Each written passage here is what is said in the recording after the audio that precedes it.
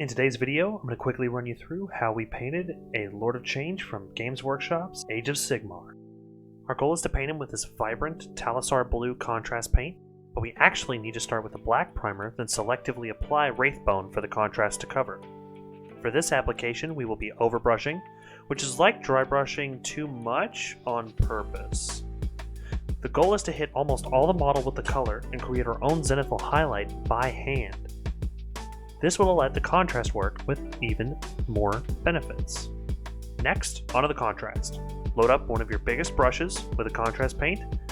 Make sure it doesn't pool up too much and work in large zones. You don't want to be touching any paint that's had more than 15 seconds to dry. Then, once that's done and dried, a quick dry brush with a slightly lighter blue to catch the high points, and we move on. Once the skin is done, you can start blocking in bigger details like the beak, armor, and loincloth. Since we have the biggest portion of the model done, we can focus on establishing all of our other colors for later and make sure we don't miss any when we begin to highlight. With models like this, you'll find all kinds of fun details around, so really take your time and find them all. We can even base coat the staff here and leave it to dry. Moving on to the wings, I wanted to do something that would really pop, so we loaded up our airbrush and painted a whole rainbow gradient. Do not be discouraged if you do not have an airbrush. You can absolutely still do this. You may just need to mix your paints a little to get the smooth transitions between colors. Then move on to the inner wing, which we will be painting the same tone as the other skin. Wraithbone, Talisar, and dry brush. We really want to define these wings and stand out, so we will take Black Templar contrast paint and blackline the areas in between each wing.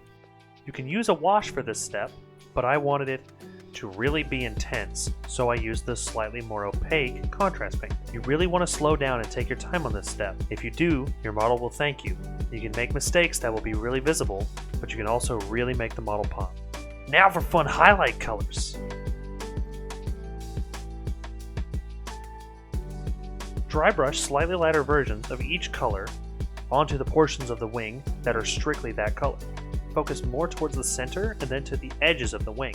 This will look awesome and create an additional fade on your model.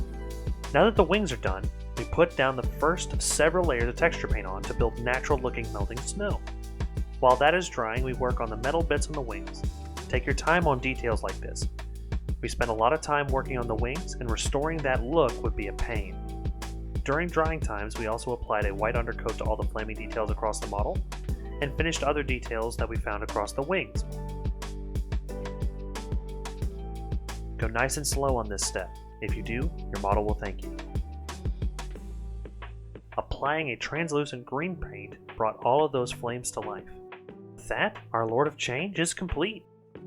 Huge thank you to Game Goblins, our sponsor, for making this all possible. If you liked today's video, please consider giving it a like, leaving a comment, or sharing it. Also, if you'd like to see future videos, please consider subscribing. Or, if you'd like to see these paint sessions live, come join us over on twitch.tv, where we paint every Sunday and Monday and do other fun stuff throughout the week.